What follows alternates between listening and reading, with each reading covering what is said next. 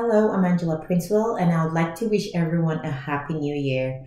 I hope 2019 brings lots of love, peace, and happiness in every area of your life.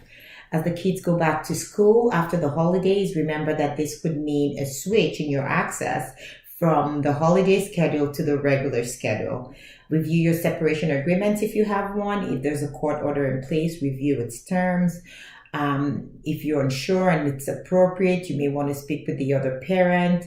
Or if you had a lawyer involved and you're unsure as to the terms of your access schedule now that the kids are back to school, please speak to your lawyer. Ultimately, what you want to do is avoid having to start off the year with emotion regarding access due to the carelessness of a parent. If you're recently separated, you would need to review the options and see what kind of access schedule work in the best interest of your children now that they're back to school. At AP Lawyers, we're here, always ready and available to meet with you from 9 a.m. to 7 p.m. to discuss access schedules that would work in the best interest of your children.